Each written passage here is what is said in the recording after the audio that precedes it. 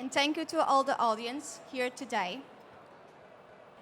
And a big welcoming to our honorable panelists.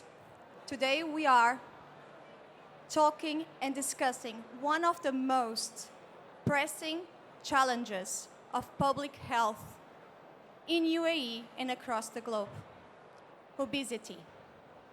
And obesity is not merely a health concern. It's something that tremendously impacts the individual well-being. It impacts healthcare systems. It impacts economic sustainability. Today, we're going to look a little bit outside the traditional solutions and see how genomics and epigenomics truly can make a change in the fight towards obesity. Let's see how UAE and M42 are hand in hand with this fight. Dr. Mohammed, as expert leader in implementing several milestones in the country in the fight towards obesity, how do you see the current position of Abu Dhabi and UAE in the global fight against obesity? Good afternoon, everybody, and thank you very much for the kind invitation. Thank you, Claudia, for the question. The short answer, we are leading the world.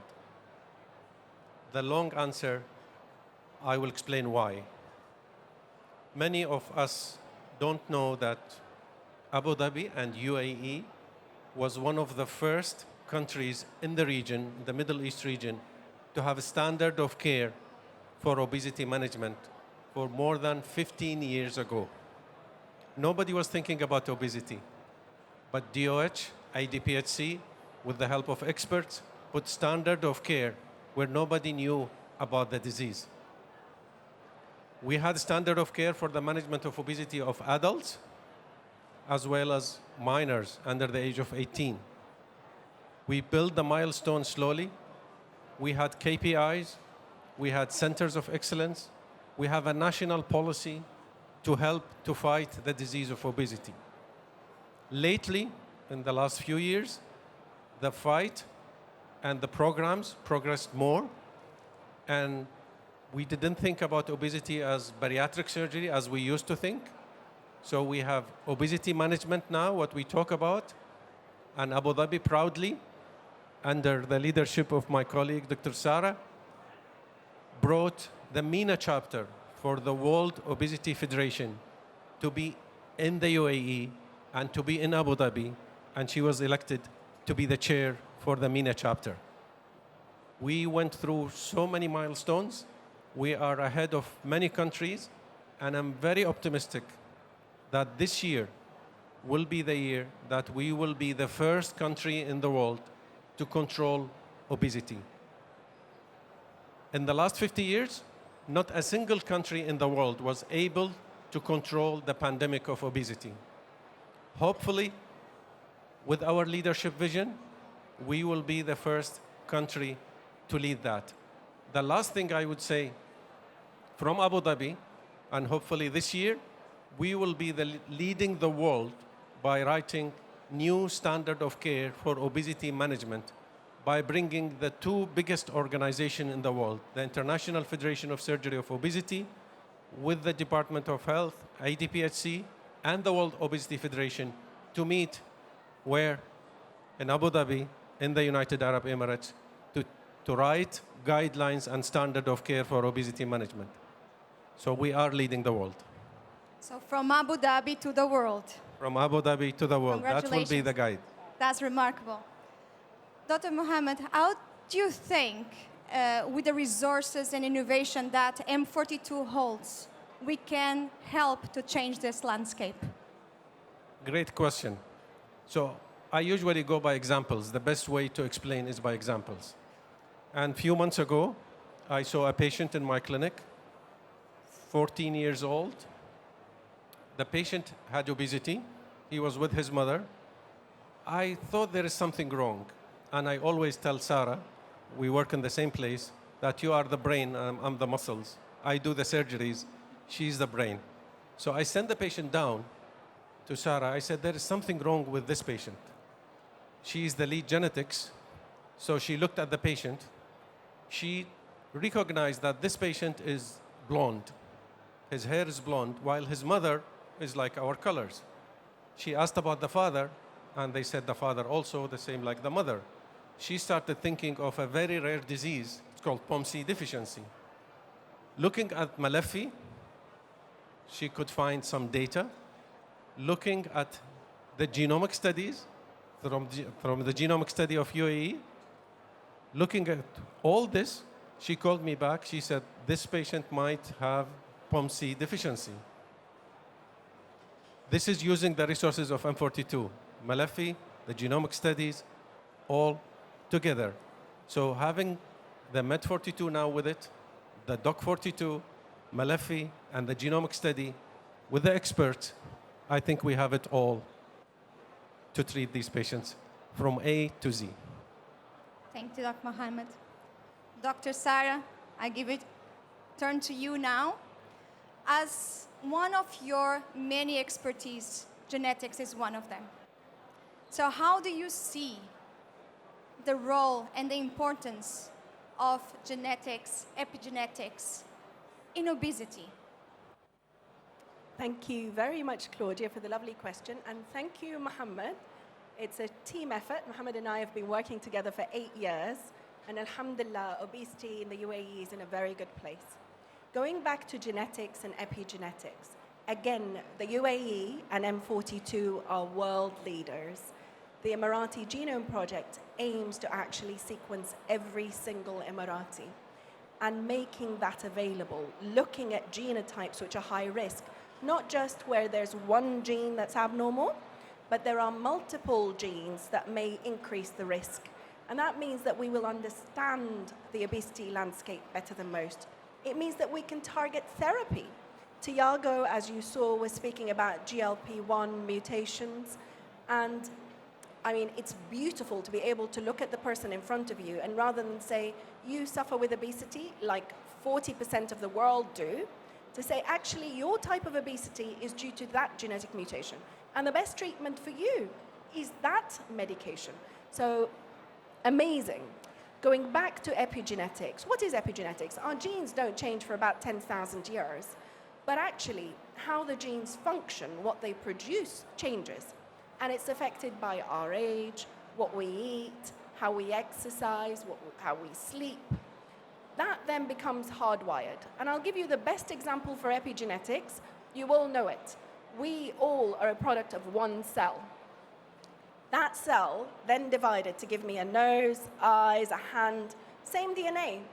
What happened is epigenetics. It put the brakes on some genes, it pressed the accelerator on others, and made us what we are. So if it can make a human being, it could definitely affect obesity. Not only that, epigenetics is reversible. Our genetics isn't. So if we treat a mum with bariatric surgery, for example, her children who are born before the operation are much more likely to then develop obesity or diabetes in their lifespan than her children who are born after they've had the operation. And that is a fantastic tool. The beauty of epigenetics is it's something we can manipulate within our lifetime. It's not something we need to wait for generations. Many, many countries are thinking, my God, we can't afford obesity today. What about it increasing 20, 30% in the next 10 years? And I think that's the answer. Treat the young girls at school, treat the girls before they get married, treat the girls before they have a baby so that the next generation are healthier.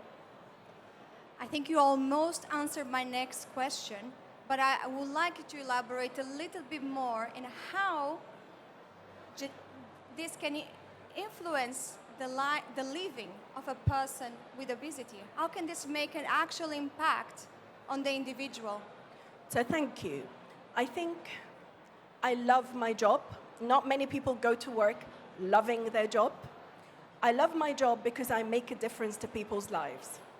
And one of these people is someone I'm so proud to look after 6 years down the line.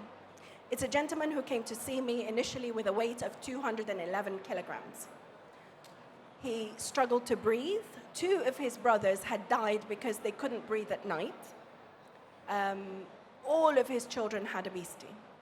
Now, although monogenic obesity, where a single gene causes obesity, is rare, it's actually about 5% of people living with obesity. It's not that rare. And we were lucky enough in this gentleman to find out that he's got a mutation in the gene which causes the protein that breaks down lots of different hormones. One of these hormones is proinsulin, so he doesn't produce a functional insulin. But one of them is proglucagon, pre-proglucagon, from which comes GLP-1s. Now, everyone knows about GLP-1s these days. I mean, even Musk is talking about Ozempic. So we put 2 and 2 together and said, well, if he's got this mutation, how about if we treat him with a GLP-1? What would happen? And actually, we gave him a tiny dose that we would normally give to a 16-year-old, an 18-year-old, and he immediately started to drop his glucose. He was getting hypoglycemia. He had never in his life seen GLP-1. And as I speak with you today, he has lost 85 kilograms of weight on a small dose of a GLP-1. He's alive, he's healthy, he no longer has diabetes, he can walk to the mosque, his life has been revolutionized. And I think it's stories like this that make us go to work every day. And it's a cutting-edge approach that is changing lives. Absolutely. Dr. Elamin, how are you? Thank you very much. Hi. Thank you so much for joining us today and representing the Emirates Medical Association, and an umbrella for the country in the medical field. Thank you very much for having me. With your work with all research and education, how do you see M42 tools in genomics helping to identify risks for obesity? Thank you very much for this important question. Actually, the previous panelists have set or paved the road showing how the Emirati Genome Project have already started and evolving over the years. And by now we have tens of thousands of genes for different people coming from different territories and different backgrounds, and tens of thousands of cord blood genes. And this will definitely set the future strategic planning in terms of prevention, knowing and understanding the type of obesity or other metabolic diseases that applies for this part of the world, specifically to UAE and now specifically to Abu Dhabi. And knowing the type of obesity or the background of this metabolic syndrome or obesity-related diseases will definitely boost the sort of personalized management plan, or even going beyond managing the problem is to prevent obesity from happening.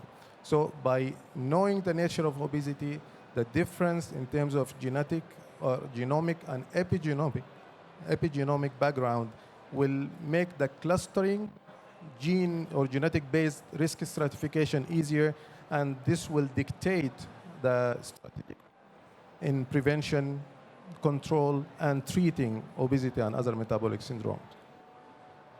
And how do you think the epigenomic research can play a significant role in creating preventive strategies for obesity? Thank you. Another important question. Actually, Sara have alluded to that instead of just giving a template for everyone, we need to personalize preventing the problem from happening and personalize the treatment plan. So some people might be, just to make it simpler, the fast carb burners. So those might benefit from a certain strategy of weight loss, and some might not be the same genetic background or genomic background, so probably they will benefit from other strategy. So instead of trial and error from the very early day of management plan, would cluster and risk stratify this patient and tell this person that you will most likely benefit from 1, 2, 3, and the very same phenotypic or the general description of another person, I will give him a completely different plan of management. So this will help in personalizing the management of people with obesity, and at the long run, knowing the epigenetics, like Sara said, the epigenetics is a dynamic process. So it changes every handful number of years. And this is based on the lifestyle, the diet that we're eating, what had happened during the time where we were in our mother's uterus.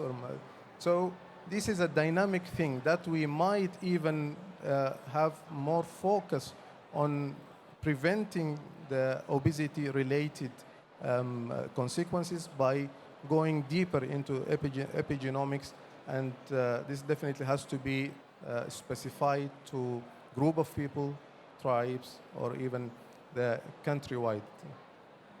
So UAE is really a few steps ahead. Absolutely. Yes. Thank you so much. Dr. Sara, I'm going to turn to you again.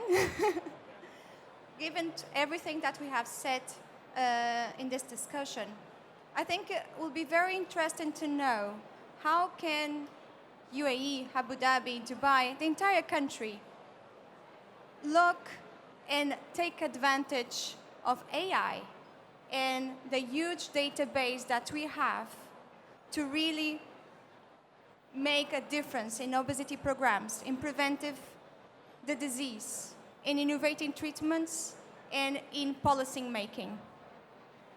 Thank you very much. I'm going to change that question to how are Correct. the UAE making differences using AI? You know, they often say the future's now, and for obesity, the future is very much now.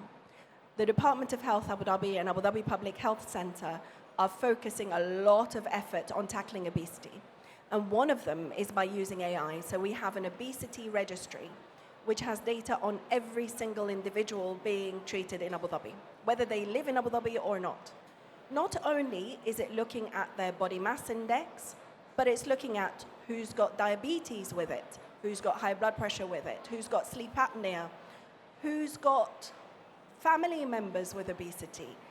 It's a very detailed AI extraction, which is helping the next phase. And the next phase is that, as Dr. Mohammed has said, the UAE is going to be the first country in the world to provide medication under insurance coverage for all Emiratis suffering with obesity who qualify, using international standards, using generous international standards, understanding that no country can afford not to treat obesity.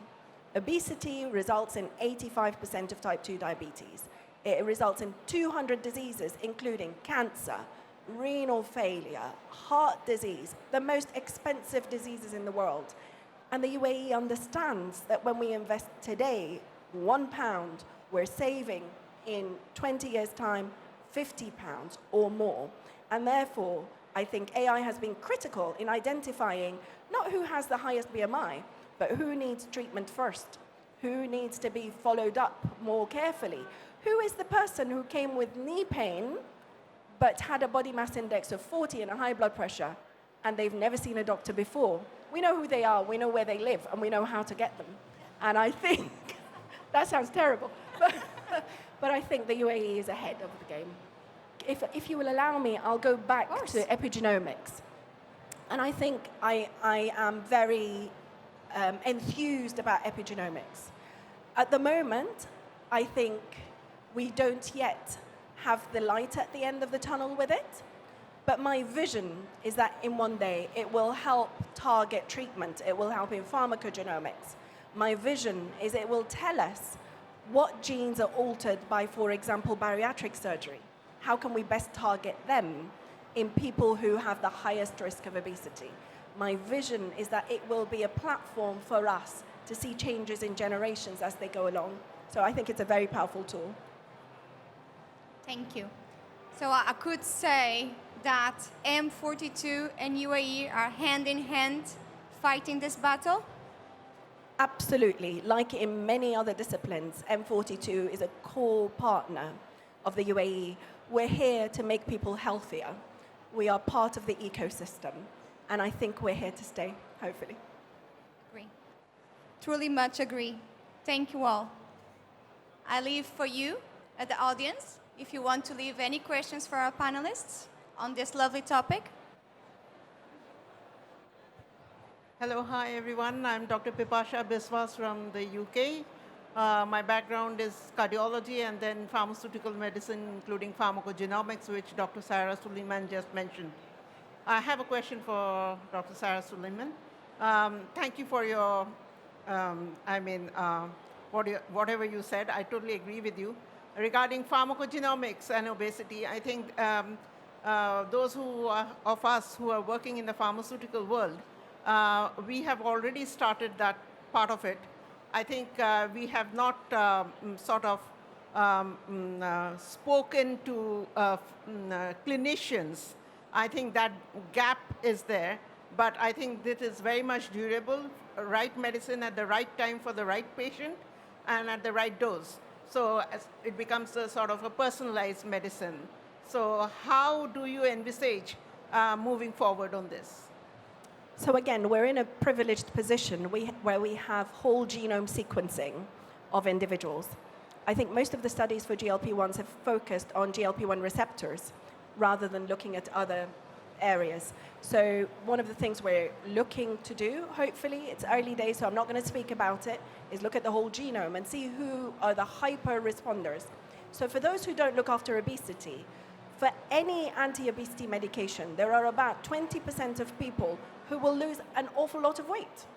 And I suspect some of them have monogenic obesity, like we've said, but some of them have a milieu of genes that allows them to respond really, really well. So if I had £100 and I wanted to spend it, I would spend it in the people who respond. There's about 20% of people who don't respond at all, and I wouldn't waste my money there. So I think if you're asking me about pharmacogenomics, I think in 10 years' time there will be a chip that I can take some blood, run through, and say, for you, I'm going to give a GLP-1. And for you, I'm going to use retatrutide, which has 3 different hormones, because I know it blasts all systems, and I know for you a GLP-1 isn't going to work. But I'm not going to spend £1,000 on retatrutide when I can spend £100 on GLP-1 and get you treated. So I think that's the role of pharmacogenomics.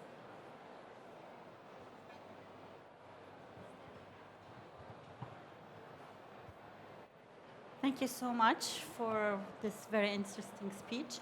I just want to ask if epigenomic now it can guide us totally in probably determining the right treatment in pharmaceutical terms or even in surgery if needed. But does it help us in also personalizing the lifestyle treatment or dietary treatment? Can we personalize it through epigenomic, or usually it's like a more general approach? So is epigenomics standard of care? Not yet. Can we learn from epigenomics alterations in lifestyle? Absolutely. And I think what we tend to forget when we're so focused on genomics, on medication, on surgery, is that lifestyle is the basis of everything. When we try medication, we try it with the understanding that the lifestyle is going to be corrected along the way. When we have bariatric surgery, and between us we've got over 5,000 patients that we look after, lifestyle is key to weight regain, it's key to success, it's key to the person not having a miserable life when they first start. Do we need epigenomics to tell us that? No. Will there be epigenomic signatures? Absolutely. But I mean, we cannot use it to tailor a specific diet or a specific type of exercise, or can we use it in this way, or not yet? Absolutely. Absolutely. So again, some people will respond better to certain types of muscle strengthening exercises, some will not. I think we're talking now well into the future. Epigenomics is expensive, and trying to tailor that, I think we'll have to wait until it's a bit cheaper.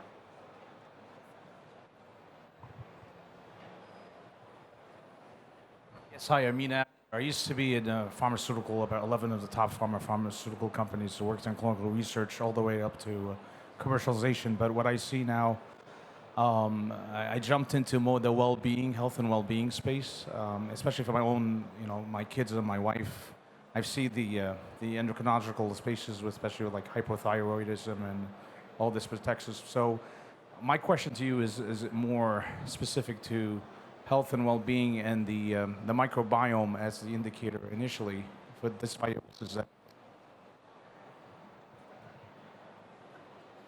Okay, so that's another excellent question.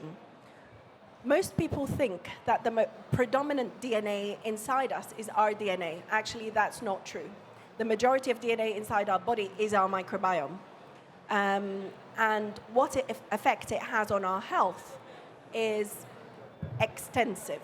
Do we understand it clearly in obesity? I think not. Will we understand it clearly? I think we will. It plays a role, but I think, and particularly with lifestyle, the interaction with the microbiome is much more predominant. I don't think I'm in a position to tell you any more details than that, just because as an international community, we're still trying to figure out the role of the microbiome in obesity.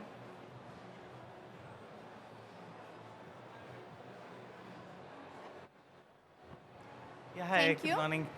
Basically, I'm a clinician. Yeah. So what exactly happens is in most of my patients, be it surgery, down the line if the patients are not sticking to lifestyle modification and things like that, we see a lot of relapsing happening for about 5 years or down. So how do you see, like, if we get into it, whether the patient will go back to the same weight in a couple of years, or will this be more permanent? So thank you for the question. Bariatric surgery or treatment for obesity, let's call it obesity management, like any management. When you have a diabetic patient, type 2 diabetes, you give him the medication, he takes the medication for 5 years, and then he stops. What will happen? The disease will come back. Obesity is a chronic illness, right? When we do surgery for any type of surgery, if the patient does not follow the instructions, the surgery will fail. Just like if you give the patient medications, tablets, or injection, if the patient doesn't take the medication, he will not be successful, right? If I do hernia surgery and I tell the patient don't do heavy weight lifting for 2 weeks, and he goes and he do heavy weight lifting the second day, the hernia will come back. Obesity is just like any other disease. One of the myths of obesity is, even with the new medications, you treat the medication for 6 months or 1 year or 2 years, you need to treat these patients for life. And surgery is only a tool that will help. We are very happy that we have other options now. Previously, if we talk 2 years ago, we had only surgery to treat these patients. Nowadays, we have surgery and medications. But lifestyle is a cornerstone for everything we do. Even for patients before the surgery, when they come to us, if they tell us, I cannot change my lifestyle, we don't offer them surgery immediately. We don't tell them you will not have surgery for life. We tell them you need to be trained with a dietitian, nutritionist, psychotherapist before you go for surgery. It's the same. Again, I go back to the example of diabetes. It's the same. You need a diabetes educator, you need an endocrinologist, you need a compliant patient with the lifestyle to be successful. So obesity is just like any other chronic illness. It's need a multidisciplinary, transdisciplinary care across all. Luckily, now for those patients who, some of them come with weight regain or failure of the suboptimal response, we have the medications. Previously, these patients, they need to go through another surgery. Now, another surgery is there, or it is an option, but we try medication first. So thank you all. I think we're running out of time, and there's a lot of interest to our panelists, but we'll be around.